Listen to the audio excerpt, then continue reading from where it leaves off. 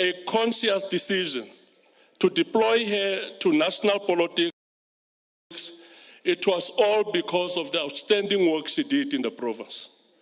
Here in the Northern Cape, she was the provincial chairperson of the Communist Party at the very of rebuilding and establishing its structures.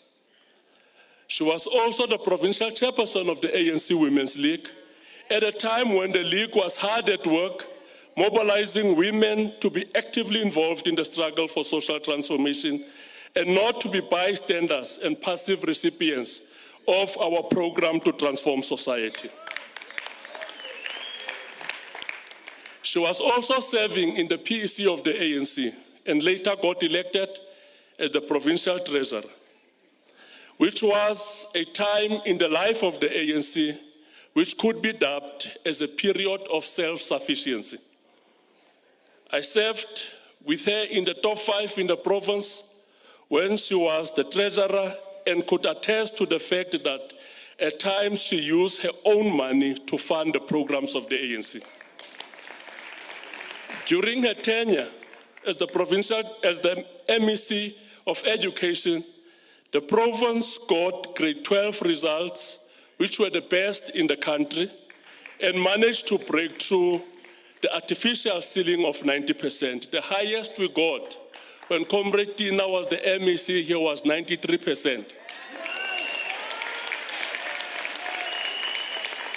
And sometimes I can see Gauteng and Free State bragging, Comrade Angie, about 80-something%. We got 93% here during the time of Comrade Tina. And we were leading for 3 consecutive years when she was the MEC for Education.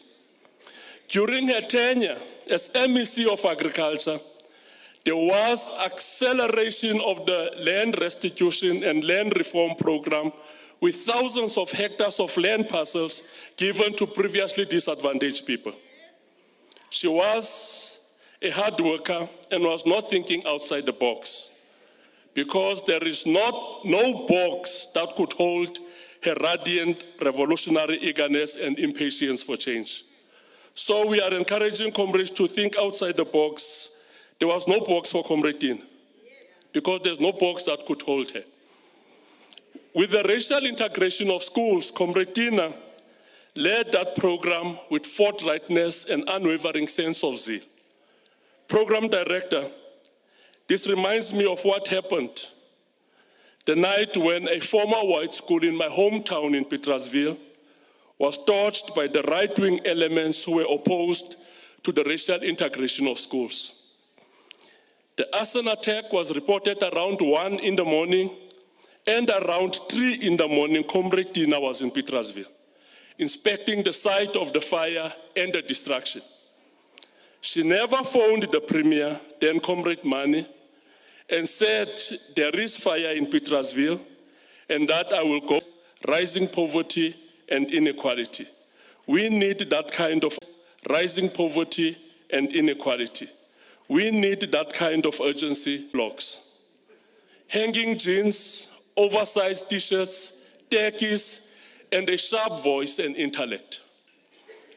Comrade Tina was driven by unpretending sense of humility. Hence, in meetings, she would take time and prepare tea and coffee for almost everyone. I'm not talking of humility that gets deployed to achieve political ends, but genuine humility that strikes deep in the heart of the receiver. Comrade Tina oozed an extraordinary sense of political maturity and never personalized political differences. In most cases, we substantively shared the same views and differed sharply on others, but she always remained civil and comradely. This is because she understood very well that differences amongst ourselves should be resolved through persuasion and not attack on each other's person through lies, insults, and scandalizing each other's names. She would openly engage most of us on what she perceived to be our weaknesses. Comrade Chair, It was in the early 90s that I got really exposed to an extraordinary intellect during engagements in the NECC meetings. I'm certain those who were here during that time would know that the NECC is the National Education Coordinating Committee, which was then also called the National Education Crisis Committee. She would challenge the NECC organizing department, then led by Comrade Galela, on their work to organize and give support to fraternal education formations in the province. In 1992, we were in the same delegation from the Northern Cape that attended the inaugural national conference of the NECC in Bloemfontein.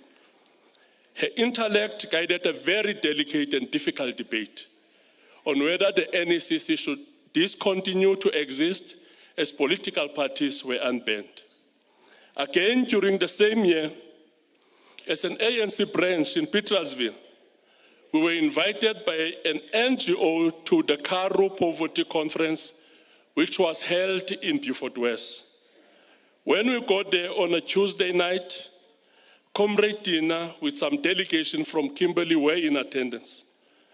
The conference started on Wednesday morning with presentations on the demographics of the Karoo and the levels of poverty.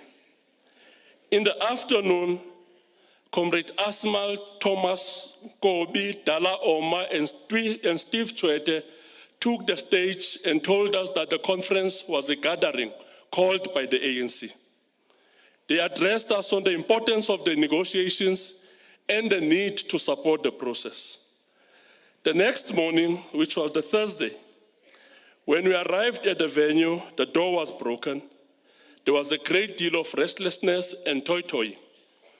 We were then informed that the night before, the Inkatha Freedom Party, backed by the apartheid regime, killed 45 people in Boipatong, what came to be known as the Boipatong Massacre, on the 17th of June, 1992. The first person to take the stage, it was Comrade Kada Asmal, who tried to calm down the comrades in the hall. Comrade Cecil Esau stood up, addressed the conference, followed by Comrade Tina. Both young and very energetic voices, arguing that we are busy committing to negotiations whilst our people were slaughtered by the apartheid regime. That is the radical Tina we know, and that will remain in our minds and hearts. Tina had a riveting sense of humor and could be very naughty sometimes. In July 2015, with the visit of Muammar Gaddafi, the leader of Libya, she phoned around lunchtime. Chief, don't you want to talk to brother leader? So I asked, who is that? So she said, no, it's Muammar Gaddafi. She's here, we are having lunch here. Then I responded, no, Monica, I don't want to talk to him. There she goes and gave me a call. There she goes and gave the call to Muammar Gaddafi. And Gaddafi then, hello, I responded, he said, hello, are you the leader of the minister? Then I said, yes, I'm from the province and he's from this province. And Gaddafi said, then you're a leader of a very good minister. Then I said, no, thank you for that compliment. So that was Tina, because there was a meeting of ministers of energy, and they had to go and report back to Gaddafi. And whilst they broke for lunch, she takes an opportunity to phone me to talk to Gaddafi. So that was the only opportunity in my life I had to speak to one of the greatest African revolutionaries, Muammar Gaddafi. The last message she sent me on my phone reads, that's a week before she passed on. Good afternoon, Comrade Chair of my province. I'm a subject of attacks again, close quote. Comrade Tina bears a beautiful heart, which rendered her vulnerable to political machinations and intrigues. And we all know, those who've got beautiful hearts in the movement, you become subjects of this political intrigue.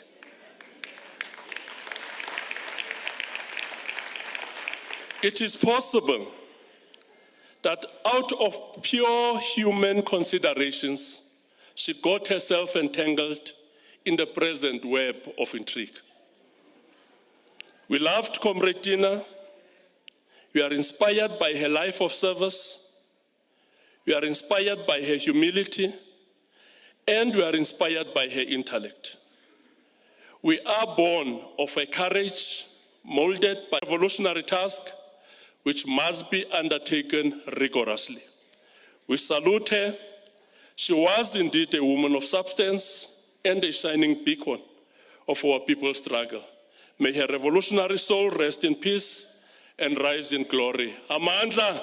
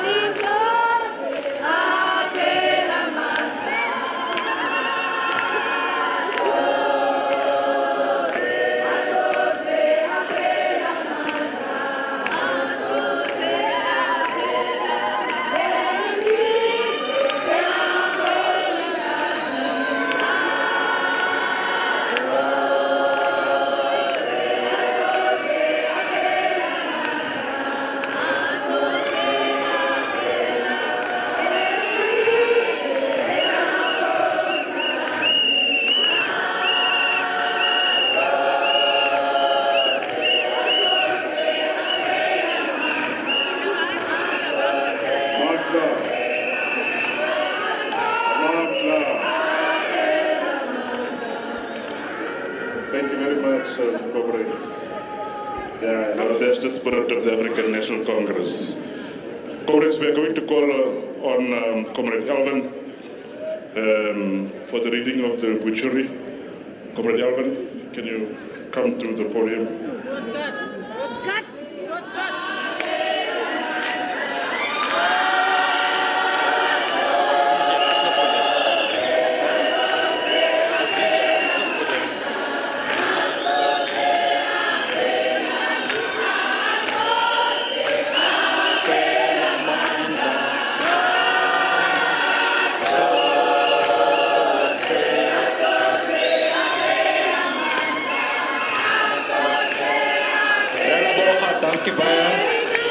Thank you very much, comrades. Mandla.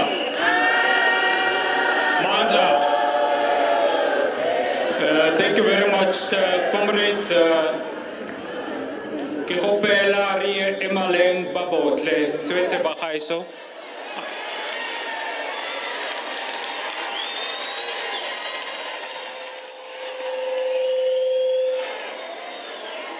Behalve die familie, dames en heren, allemaal kan staan, behalve die familie en die groot mense in onze geleedere.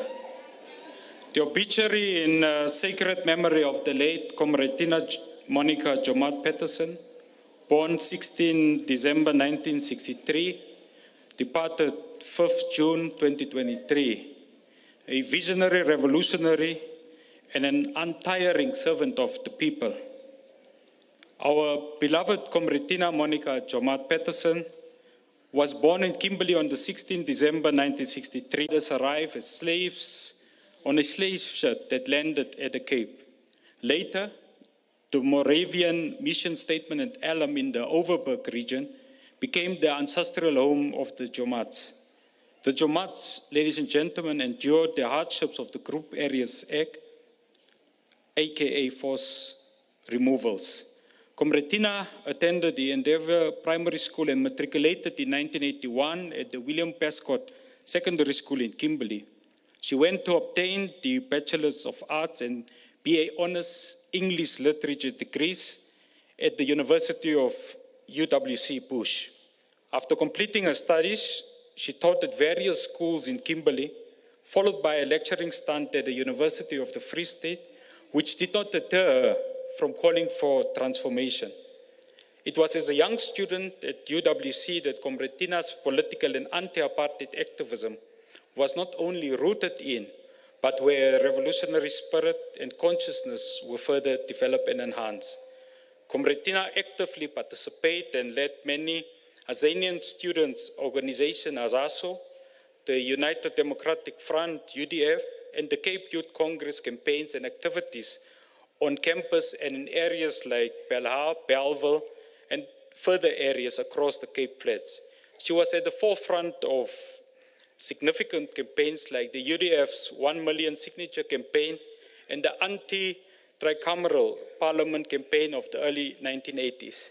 She is remembered by her erstwhile comrades as part of a generation that responded to then ANC President Oliver Tambo's call to render apartheid unworkable and the country ungovernable, to which the regime responded to with a series of state of emergencies. Comrade Tina was fearless, bold, and militant during those years of heightened repression. She was always available and ready to participate and assist upon. Comrade Tina mostly initiated actions and spurred comrades into action. She was intelligent and raised her voice loud and clear in many debates and discussions on political theory and in the development of political and revolutionary consciousness amongst our comrades, her peers and friends. Her political mentors, amongst many others, were the likes of freedom struggle stalwarts such as Dorothy Peters, Jim Summers, Solly Hunter, Ruth Mompate, and Mitasa Perepere. Comrade Tina solidified her role in the liberation movement in the late 1980s and early 1990s, toiling for a unified education system through her leadership in the National Education Coordinating Committee, NECC, and running with the baton for the establishment of the COSATU affiliate, the South African Democratic Teachers Union, SATU. In the build-up to our freedom, Comrade Tina devoted herself towards the establishment, the re-establishment of the ANC and the South African Communist Party branches throughout the length and breadth of the now Northern Cape province. She served in the SACP as its second chairperson of the province, solidifying a position in the tripartite alliance, and having displayed a mantle as a tried and tested leader of the people and as one of the topmost figures in the education fraternity. Comrade Tina became the province's first MEC for Education, Arts and Culture at the young age of 30 years. She earned the stripes in having spurred the province towards its golden era of matric results. Beyond 2004, at the Department of Agriculture and Land Reform, Comrade Tina was bestowed the accolade of being the country's best agricultural MEC for 3 years on the trot by a leading national agricultural magazine. Today, we pride ourselves with the Northern Cape being home to one of South Africa's newest tertiary institutions, the Solplaatje University, lobbied for and conceptualized during Comrade Tina's tenure as MEC for Education through the then National Institute of Higher Education here. In 2009, she was appointed Minister of Agriculture, Fisheries and Forestry, where she steadfastly pursued the inclusion of the marginalized fishing communities into the mainstream economy, much to the chagrin of those at the helm of its monopolistic stranglehold. In 2014, when appointed Minister of Energy, she passionately steered the attack on the poverty of energy, championing the connectivity of millions of people to the national grid. In 2019, Comretina was re-elected to serve in the Parliament's sixth administration and was appointed as the chairperson of the Portfolio Committee on Police. Drawing from her reverberating memory as a tried and tested daughter of the struggle, her life for human rights for all was also infused with a struggle for equal opportunity, and this rising to the pinnacle of the ANC's Women's League as a provincial chairperson in 1998. Comretina became a member of the ANC PEC in the same year and was elected provincial treasurer in 2003, serving in that capacity up until 2008 and placing the ANC in a position of financial viability with property ownership. As a visionary, revolutionary, and untiring servant of the people, imbued with rare political talent, Comretina set a benchmark in being the first from our ranks in the province to emerge as a member of the ANC's National Working Committee in 2007, amid being nominated into the NEC at its 52nd National Conference. She has been a NEC deployed to the Western Cape for over 15 years and has retained her position in the NEC and NWC for just over 15 years. Our condolences to the Joemat and Pettersson families. Comretina was preceded in death by her parents, her husband, elder sister Yvonne, and she leaves behind the two sons, Terence and Austin, four siblings, Denise, Eunice, Andre, Susan, and the broader Joemat and Pettersson family. The ANC extends its heartfelt condolences to the sons of Comretina, whom she had nurtured with immeasurable motherly love that we have all come to adore. We will join the rest of the family in ensuring Terence and Austin are enveloped by enduring support during this difficult time. The ANC thanks the Joemat and Pettersson families for having shared Comretina with the nation, and we trust that they will draw fortitude from knowing that she courageously and selflessly served the people of South Africa. We thank the families for their wisdom and for having opened their doors during this time of grief and sorrow. Watinta Bafazi, Watinta Bokoto, Ambakatle, Kawe Lamakawe. Thank you very much.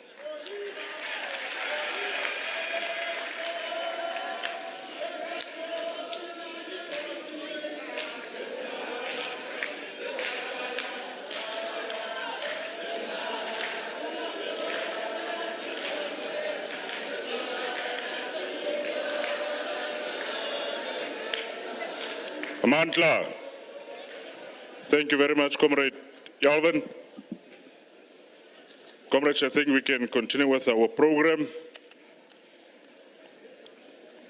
because all of us are looking forward to hear the DSG as the key mourner. Comrades, can we then request Mr. Baumann Fabian to speak on behalf of the two sons?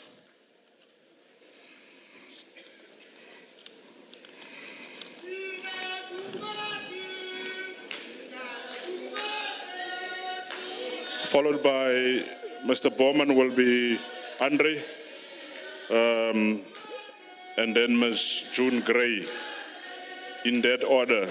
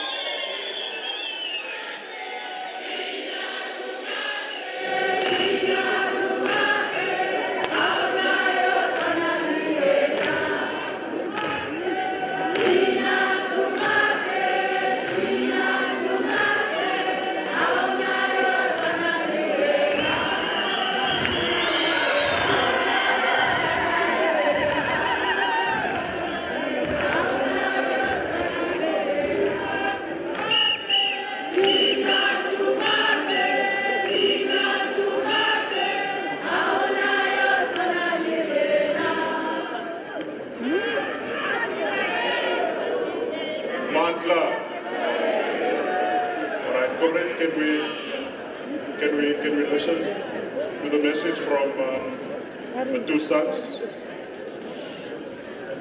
Mr. Bowman will deliver it. Over to you. Thank you, Mr. Program Director. I acknowledge the Provincial Chairperson of the African National Congress in the Northern Cape and his delegation.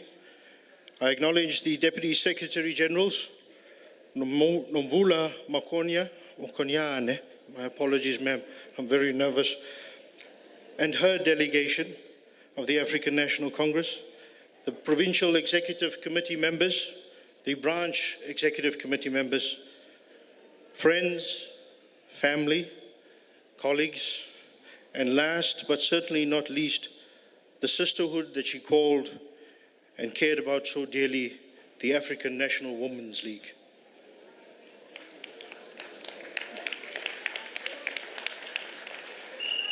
It is with great honor that I stand here today on behalf of Terence and Austin to deliver this tribute in honor of their late mother.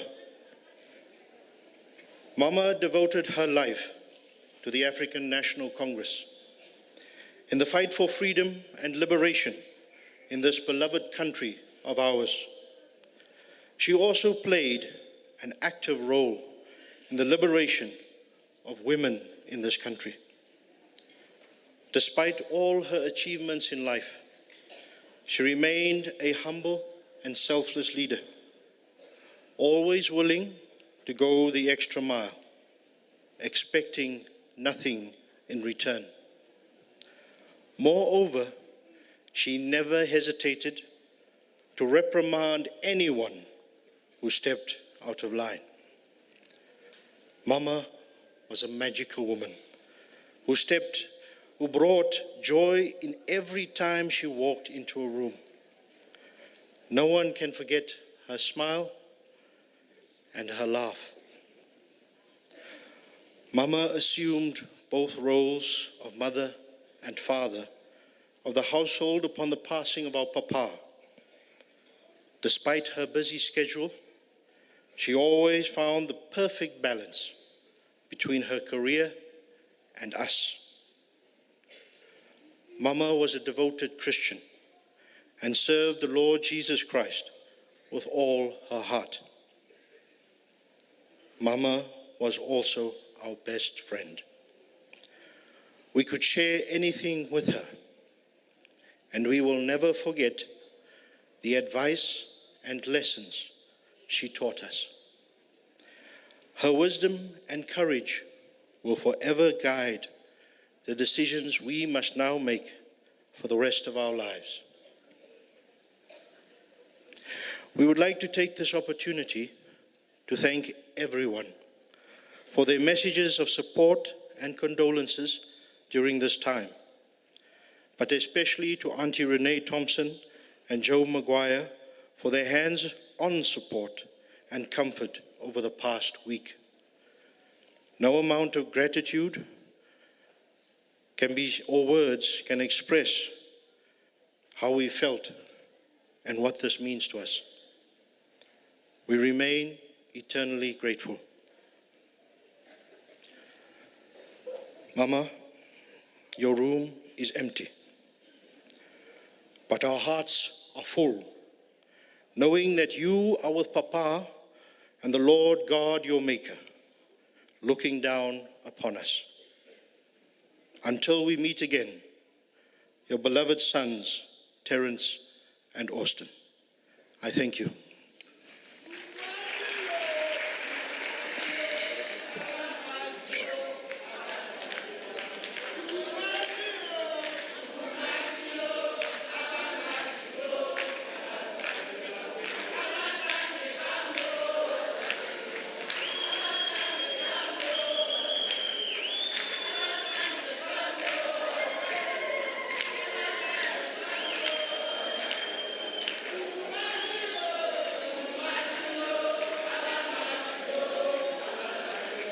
Mantla. Thank you, comrades. Comrades, we are going to give to Comrade Andre Joemat, the brother to Comrade Tina.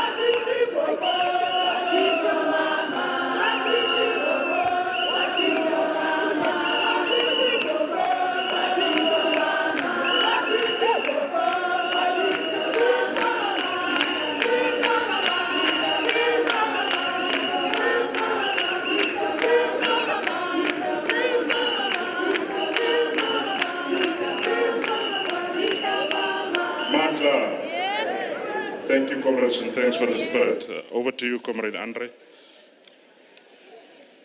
Thank you, Comrade Program Director,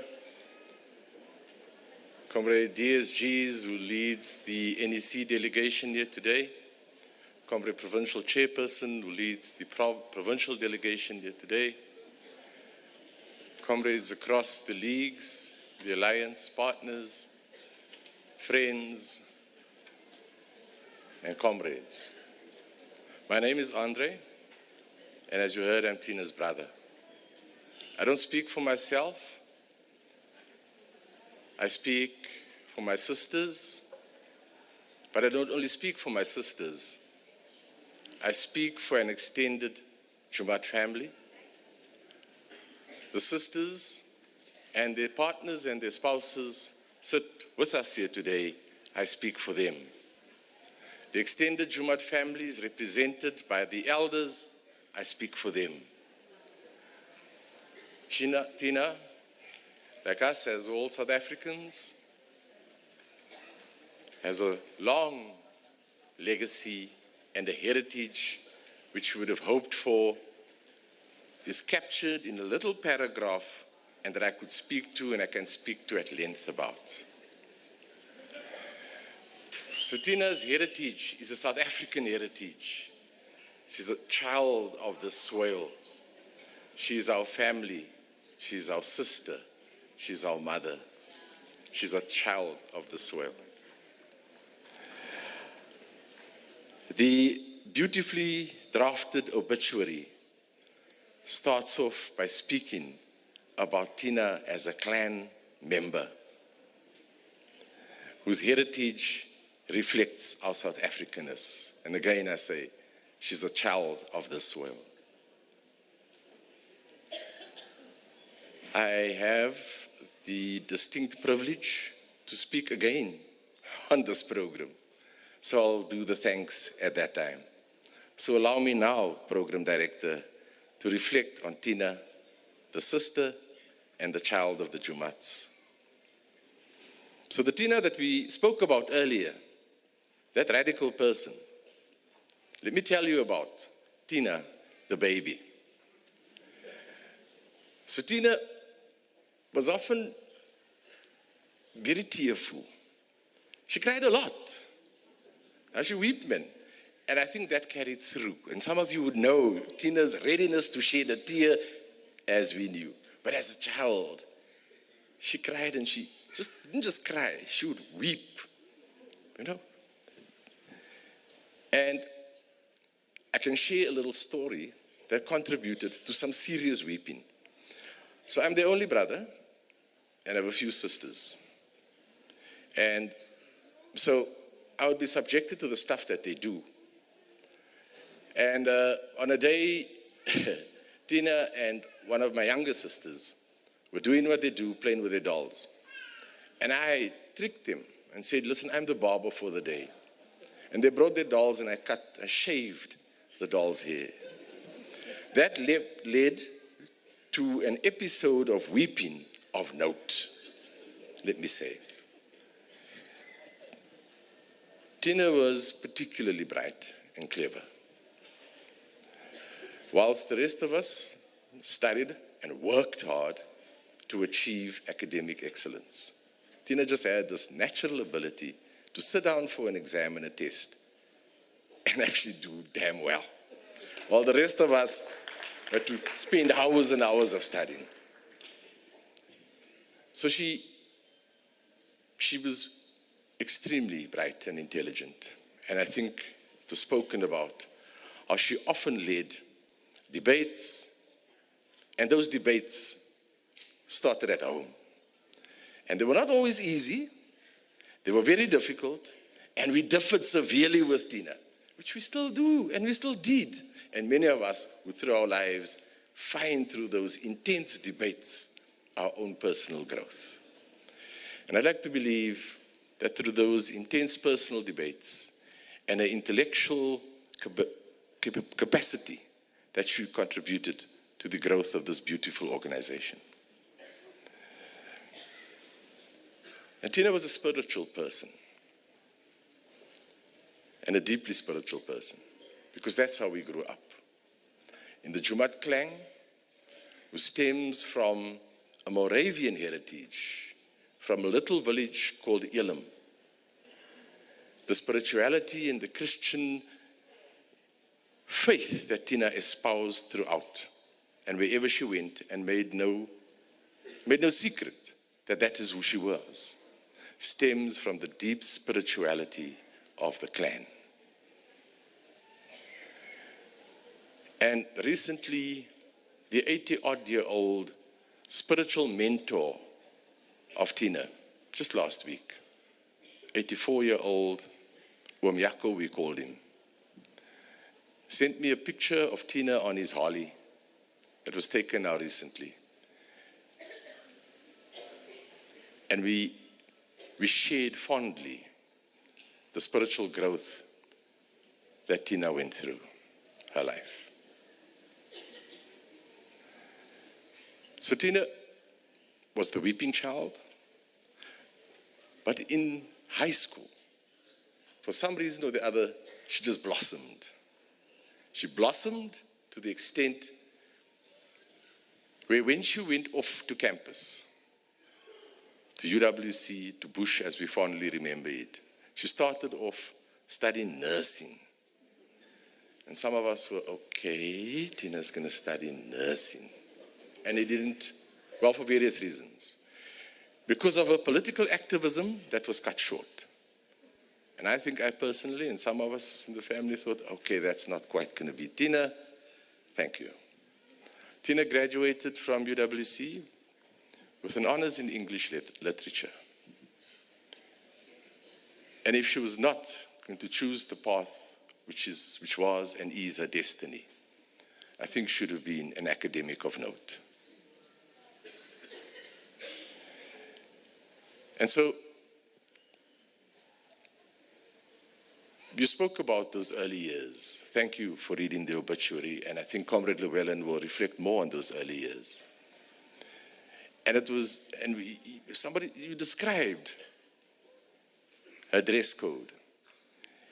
And we were called as activists at UWC, we were called Amajonis. So Tina now lately was characterized by a very stylish dress. You see, we all went out to buy our best for today. Characterized by a very stylish dress. That's not quite Tina of the early 80s. Tina the Amajoni, with the dreadlocks and the dirtiest tackies amongst us. But in all of that stylishness, that impeccable dress, I don't believe that Tina, for 1 second, forgot and rejected the Amajoni roots where she came from. Not for 1 second. Behind that facade was the Tina, the Amajoni. And you are so right. Tina just had no rhythm. Oh my word. Aye, woman. She just never had any rhythm. I'm not going to say I do have, or any of us there are dancers of some sorts, but Tina just had no rhythm. And she loved, She loved singing during the revolutionary songs. She would lead it. She would love starting the hymns. She would love that. But then I would just wish, Tina, stand still, Just, stand still, man. Don't do that thing, man. Don't do that. But that was her. And then there was this other thing, Comrade DSG. I'm not going to do it, because I think I'm out of order if I do. But I wish that one of you would stand, and I could just look you up and down. You know that? You know that thing about Tina? Look you up and down, from toes to foot. Hi, woman. But that was Tina. That was some of her traits, her quirks, and her fancy. I'll speak about Tina again later. Thank you for the privilege and the honor. But let me conclude. I so wish I so wish I had a cup with me on stage, and I've licked that cup. I will drink to you, Tina. We will sip on our tea in honor of you. Go well, my sister. Sleep well. Till we meet again.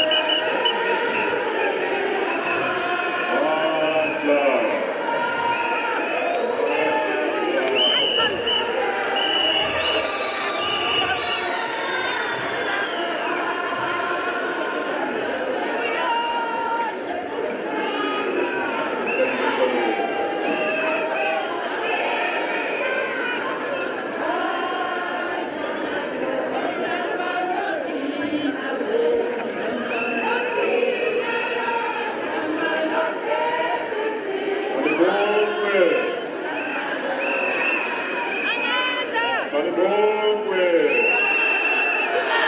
Igama lamakhosikazi. Malibongwe. Thank you very much, comrades. Jala Udifort, Jala. Yeah. Comrades, we are going to call Comrade Alistair Andrews, and Comrade June. Comrade Alistair's friend and struggle hero who fought with Comrade Tina. You can come to the podium.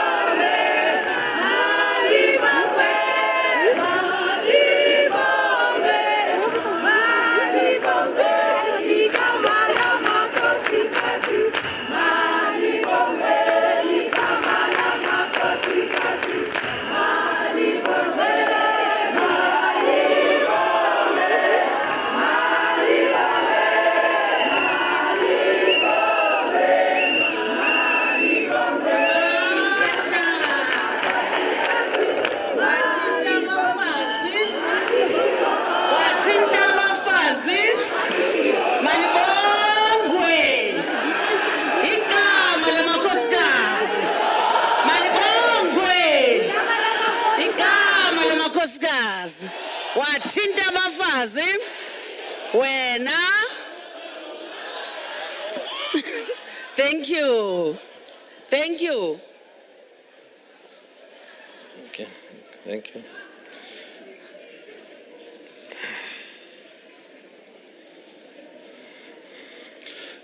Good afternoon, everybody.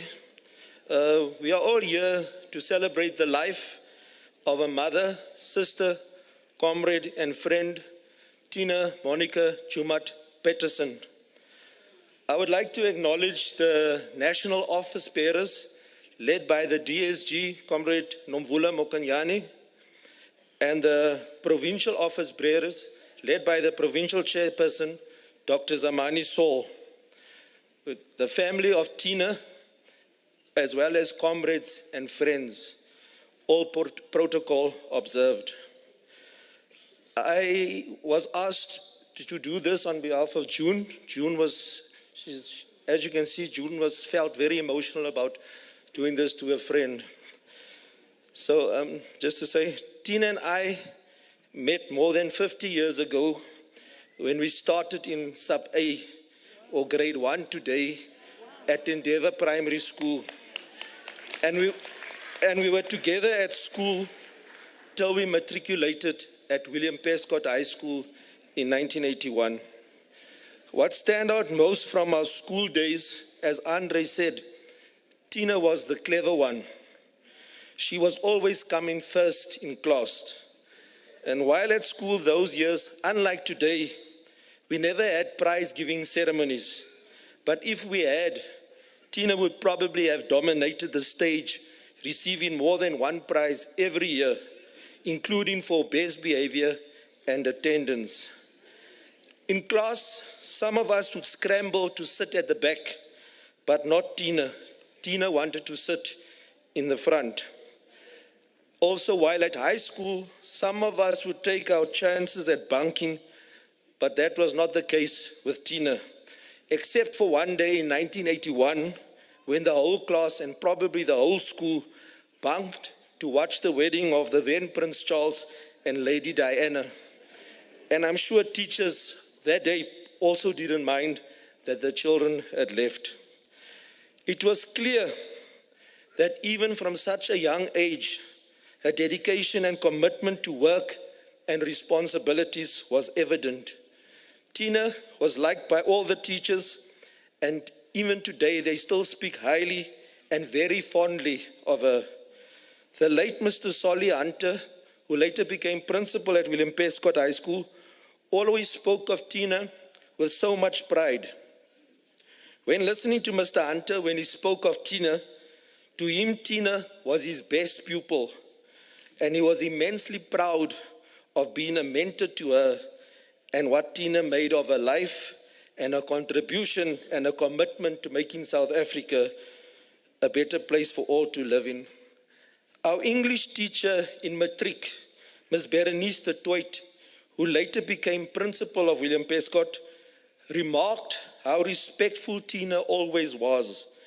And despite Tina being MEC and later minister, she always insisted on calling her Ms. de Toit, despite being asked to call her by her name.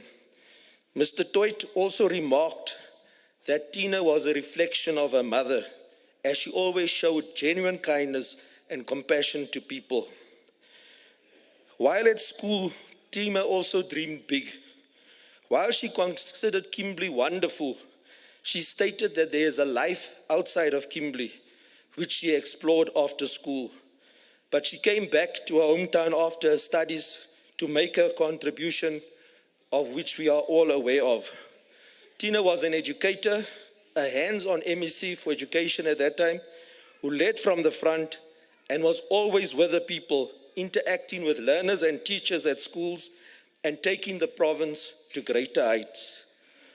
After school, Tina left Kimberley to study at UWC.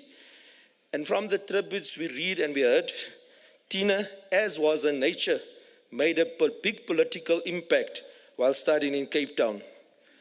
I also left Kimberley a few years after matric to study in Cape Town and reconnected again with Tina when I returned back to Kimberley, when she was the MEC for Education in the Northern Cape, who for 3 years between 1999 and 2004 took the top spot in the country in the matric results and number 2 in some of the years. As Dr. Saul said, till today, no other province achieved more than the 90% pass rate, which the Northern Cape achieved under the leadership of Tina. While talking to Tina's friends and former classmates, including June, almost all had the same to say about Tina. Tina was well-read, intelligent, had strong views, and was not afraid to challenge, defend her position, and ask the difficult questions, even when she was at school. Her humbleness was a true reflection of her upbringing. She led by example, to which the Kimberley community can bear testimony to. She was firm and had the courage of her convictions, prepared to face the music and stand up for what she believed in. She had a good heart and helped and assisted many people. She would give and share until it hurt. Tina believed that you don't have to wait to save the whole nation if you can make a difference in 1 or 2 people's lives who needed assistance at that time. Her compassion soothed many a distressful soul, lessened the pain, and lifted the spirits of many people. She loved the boys Terence and Austin beyond measure and exposed them to experiences many can only dream of. One of the last interactions I had with Tina was for her to be a part of the 135th anniversary celebrations of the William Prescott High School last year. Initially, Tina confirmed the date and said she would prioritize it. But unfortunately, due to her being swamped with ANC and government work, she was unable to join the celebrations. And we are saddened that we have missed the opportunity of being graced with her presence at that celebration and future school events. Going through some of the WhatsApp messages from Tina, I picked up this poem she said sometimes back by Brazilian poet Mario de Andrade, titled My Soul Has a Hat, which started with, I counted my years and I realized that I have less time to live by than I have lived so far. I feel like a child who won a pack of candies. At first I ate them with pleasure, but when I realized that there was little left, I began to taste them intensely. The poem ended as such. Yes, I am in a hurry. I am in a hurry to live with the intensity that my maturity can give. I do not intend to waste any of the remaining desserts. I am sure they will be exquisite, much more than those eaten so far. My goal is to reach the end satisfied and at peace with my loved ones and my conscience. We have 2 lives, and the second begins when you realize you only have one. Tina lived her life to the fullest. She fought battles that became bigger than her, but she remained strong. Her fortitude, strength, and resilience help her to stay on course right until the very end. Rest well, Tina. You will not be forgotten. Thank you. Do you want to say something?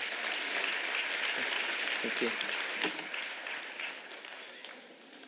Thanks, Alistair and June. Comrades and family, I'm going to hand over now to my co-chair, Comrade Regina, who's also one of our NEC deployees to the Northern Cape, to take over. Can we get a revolutionary song, a vibrant one, and give them to Sis Regina?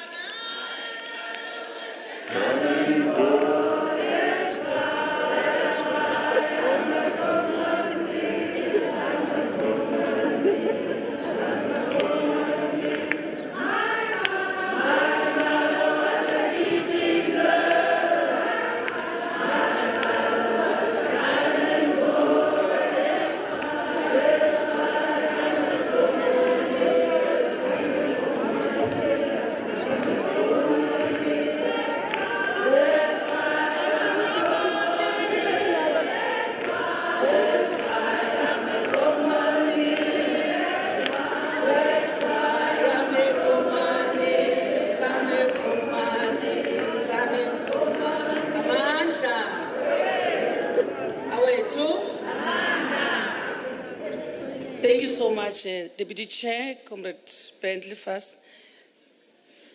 As I indicated when we started, that we are 2 program directors who are here today gathered to share the life and times of Comrade Tina Joemat-Pettersson.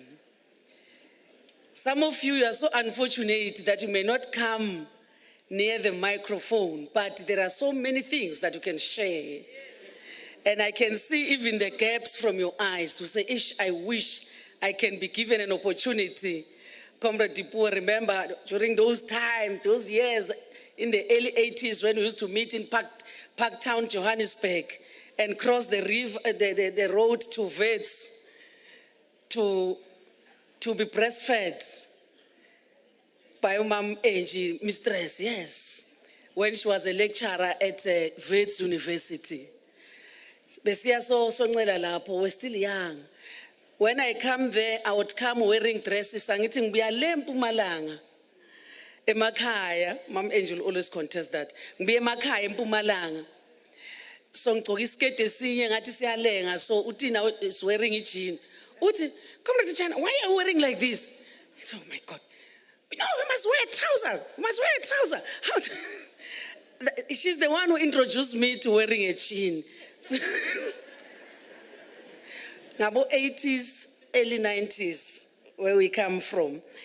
Want to thank all the speakers which have spoken, and we're giving more time to the family.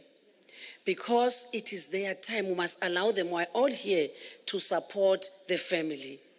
Yes, we are mourning in our own right, all of us, because had we not come here, we all would not have found closure in this. DSG, Comrade Nomvula, greetings to you and the entire leadership of the ANC and the DSG, Comrade Maruping. Thank you so much.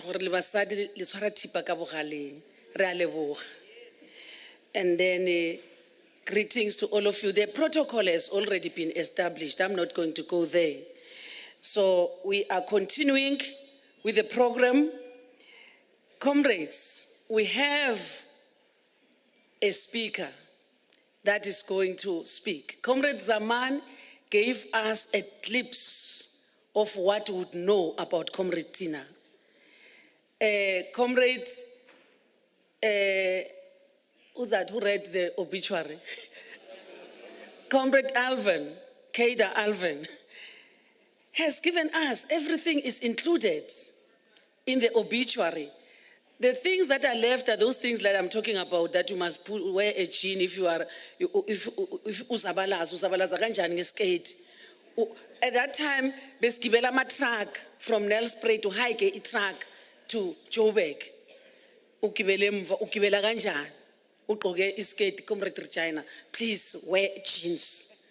I mean, those are just minor things that are left within the cracks. And we all have such stories. But I want to say to Satu, I know at that time we were trying to build even Isatu because we were led by those who established the National Education Union of South Africa, which were under its banner, which was under the banner of the United Democratic Front, which is celebrating its 40th birthday this year. So we're working under that banner. Satu, I know you might have many things to say, but the one who's going to speak is the ANC speaker. So I'm going to give each speaker 3 minutes. As we 3 minutes of parliament. You read the whole paper. You read the whole, if you're prepared, unless you're not prepared. If you're not prepared, then you'll be all over. Then when you start repeating, I will stand up next to you. When you start repeating what you said earlier on, I said, oh.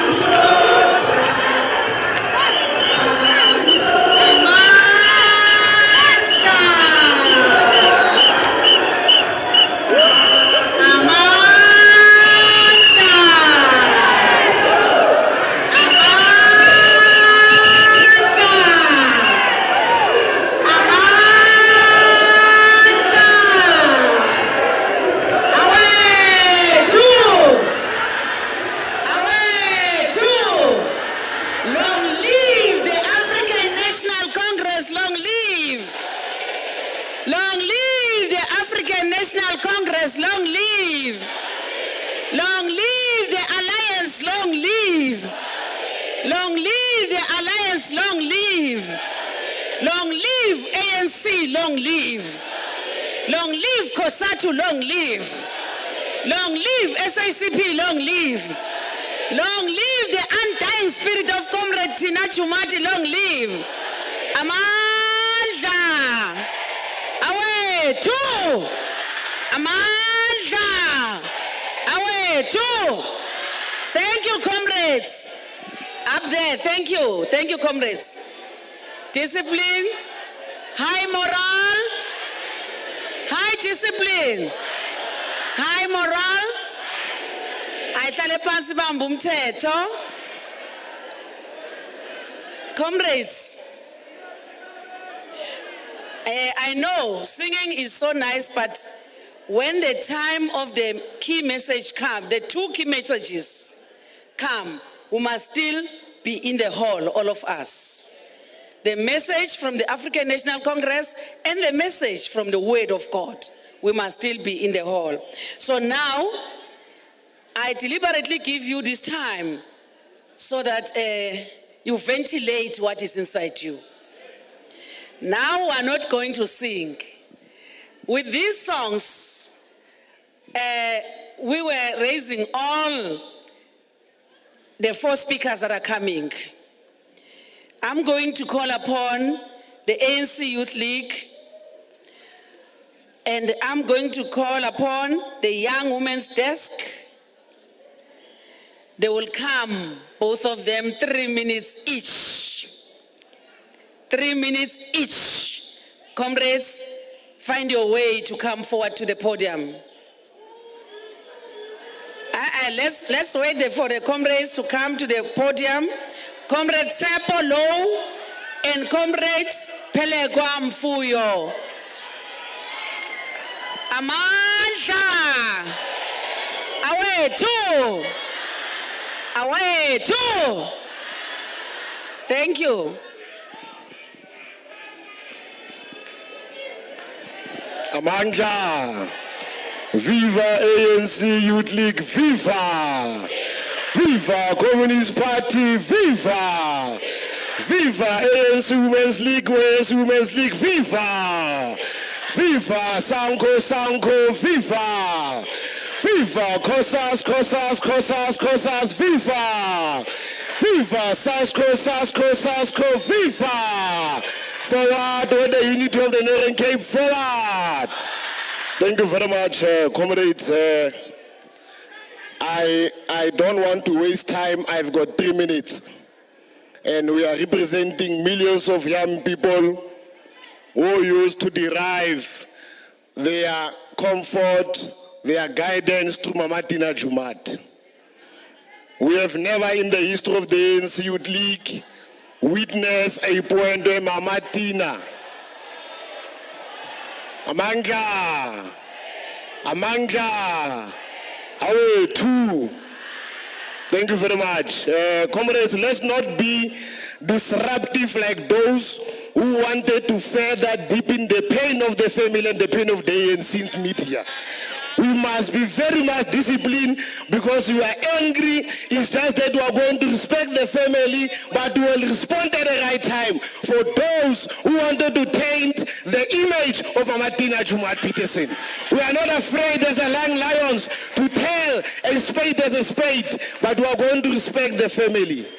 We are going to mourn with you, but we will attend to the point where agent provocateurs who wants to taint the image of our mother, who wants to taint a mother who has prioritized the education of our children in the Northern Cape and in the country. To the Pettersson and Joemat families, the leadership of the ANC, the first DSG, Mama Nomvula Mogonyani, the second DSG, former ANC Youth League NEC member, Comrade Roops, I normally call her Comrade Roops, the provincial chair of the ANC, Dr. Zamani Sol, together with the PEC, REC, and the newly elected branch collectives that will deliver the ANC next year to a decisive victory. Comrades, the provincial chair of the ANC Youth League, Comrade Venus Blinus, and friends and comrades, today we honor a true cadre and a foot soldier, a warrior for justice, and a comrade who devoted their life to the fight for freedom and equality. This is a tribute to a struggle heroine, an activist, and a comrade who has inspired us all in the unwavering commitment to the struggle. The comrade was a foot soldier.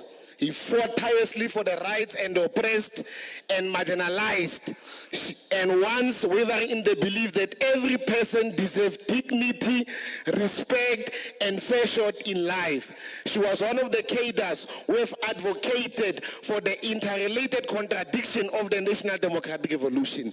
She was one of the comrades who advocated for a non-sexist. She was one of the comrades who advocated for non-discriminatory. She was the one of the comrades who has fought for the prosperous of South Africa and the unity of the African National Congress.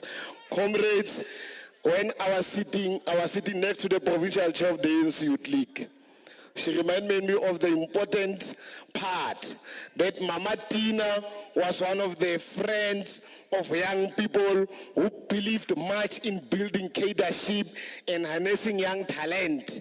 She always picked up a hand to support young people, more especially young women. She carried them on her back and on her heart at all times. Today's struggle, foot soldier, we want to say, we thank you, Comrade Tina. To the family, your loss and pain run through our country for Mama Tina, who belonged to the greater of the majority of the millions of South Africa. Mama Tina may have had biological sons, but she had thousands and thousands of children because we were all her children in the African National Congress Youth League. we are grateful to her for her having bequeathed us a legacy and an inspiration to save our people.